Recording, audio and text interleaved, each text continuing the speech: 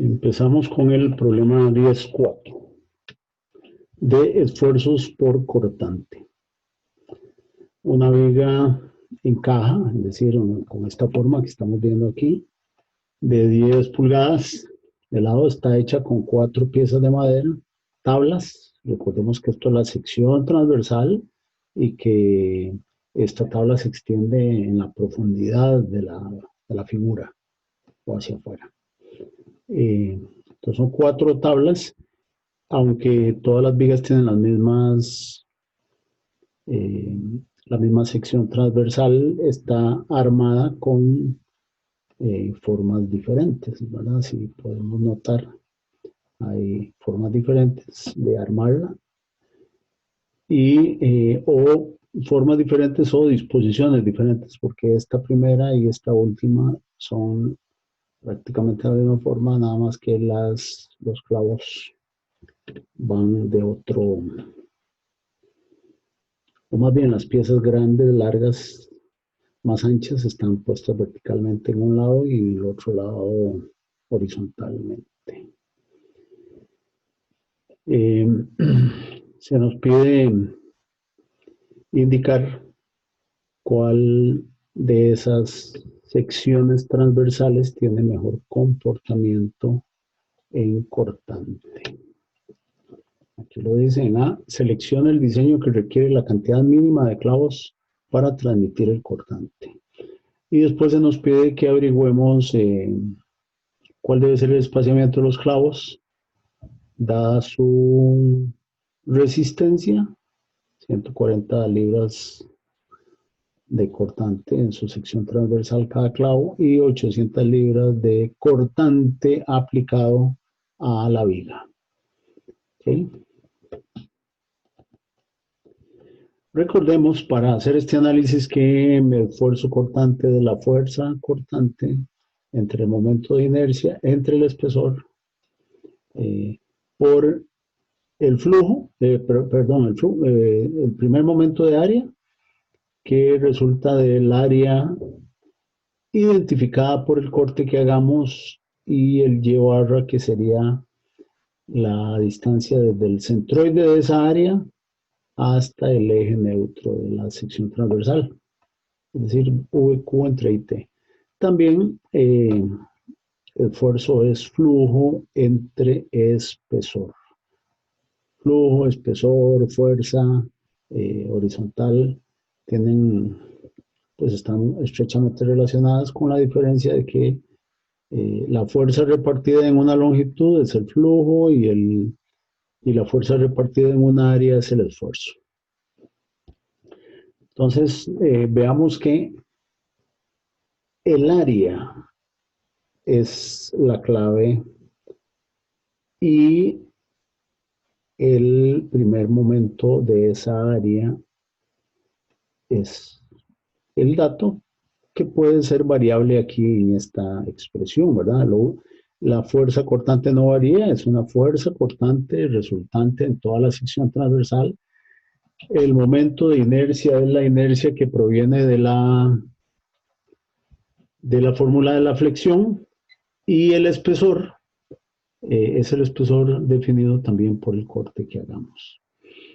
Esos cortes, como estamos hablando de una viga armada con clavos, esos cortes quedan definidos por los clavos, es decir, ¿dónde vamos a cortar? Cortando la sección transversal del clavo es lo que identifica cuál es el área involucrada en la expresión, ¿verdad? En este caso, obviamente en las uniones de los tablones, pero vean que si cortamos aquí, este es el área que involucra estos dos clavos. Para involucrar estos otros dos clavos en la otra orientación que puede tener esa sección transversal, este sería el corte. Y en el último caso, el corte tendría que ser de esta forma, porque siempre estamos cortando cuando queremos averiguar flujo o esfuerzos en clavos. Siempre debemos cortar la sección transversal del clavo, ¿verdad? Si el clavo viene aquí para abajo, este corte corta su sección transversal. Jamás haríamos un corte horizontal aquí, ¿verdad? Jamás, porque cortamos la sección transversal. Recuérdese que ese clavo es el que impide un desplazamiento relativo entre este tablón que está aquí arriba y estos dos, ¿verdad? Es decir, si hubiera ese desplazamiento relativo entre el tablón de arriba y el de abajo, estaríamos cortando los clavos. Recuérdense que ese es el fundamento de cortante, ¿verdad? Cuando estamos analizando el caso longitudinal. Entonces, fácilmente vemos aquí que si todas estas tres posibles áreas son áreas que van a tener el mismo centroide, porque el eje neutro estaría en el centroide de la sección transversal, todas ellas tienen su centroide de esa área a la mitad de su espesor. Por lo tanto, lo que estaría definiendo cuál es el menor primer momento de área y por tanto el menor esfuerzo o flujo resistido en esos clavos es la menor área de esas tres, donde claramente vemos que es esta del centro, es la menor área de esas tres. Así que la opción B, como la tenemos nombrada aquí, es la opción asociada a el menor esfuerzo o flujo en esos clavos.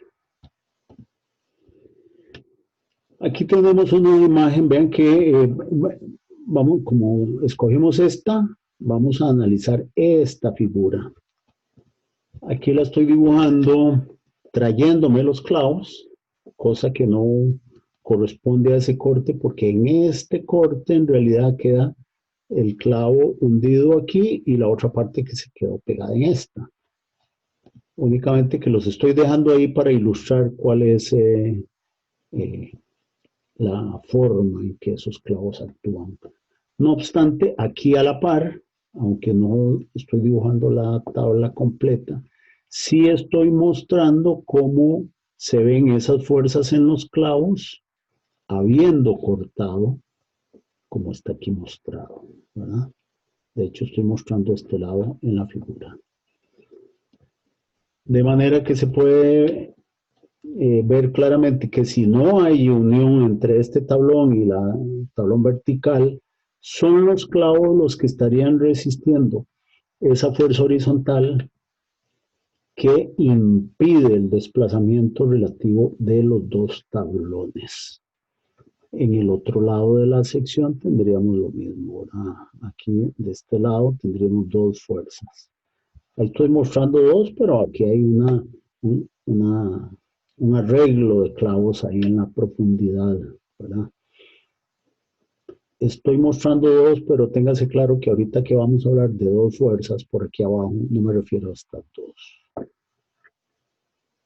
Ya lo voy a explicar. Cuando estamos hablando de espaciamiento y de fuerza en clavos, el concepto de flujo es más apropiado, porque flujo es fuerza por unidad de longitud, fuerza entre espaciamiento. Eso es flujo. Entonces, esta fuerza entre este espaciamiento es flujo. ¿Okay? Y aquí cuando digo lo que acabo de mencionar, es que el corte atraviesa dos clavos, ¿verdad? Cuando yo corto aquí para separar esta área, corto dos clavos. Corto este y corto este. Corto este y el que está del otro lado. Corto este y el que está del otro lado, porque lo que estamos analizando es una longitud típica, ¿verdad? O sea, corto aquí en un espaciamiento S y analizo esta fuerza y analizo la del otro lado. Entonces, la expresión diría que el flujo tiene dos fuerzas cada espaciamiento S. Dos fuerzas cada espaciamiento S. Insisto, no estas dos, porque de considerar las que hay aquí para adentro, en ese corte había toda una serie de clavos ahí en la profundidad. Estoy hablando de esta y la del otro lado. Dos fuerzas entre el espaciamiento. Y recordamos que flujo es VQ entre I. Aquí hay un errorcito. Flujo no es VQ entre IT. Flujo es VQ entre I. Y aquí hay un error. Espero que no se repita más adelante, porque si no vamos a tener que hacer una corrección en el cálculo. Y vamos a poner la calculadora por aquí a mano para ver si es necesario corregir este errorcito. Como dije, la expresión, entonces, despejando de esta relación que hay aquí, despejando el espaciamiento, tendríamos S, que pasa aquí a multiplicar, VQ, que pasa a dividir, ¿verdad? VQ entre IT, que pasa a dividir. Entonces, paso S para acá y toda esta expresión para abajo. Entonces, tendríamos 2 por F entre VQ entre I. Y revisemos aquí, 2 por F, 800 es el cortante, Q era, eso medía 10 pulgadas de largo, entonces el área sería 10 menos 2 de cada lado.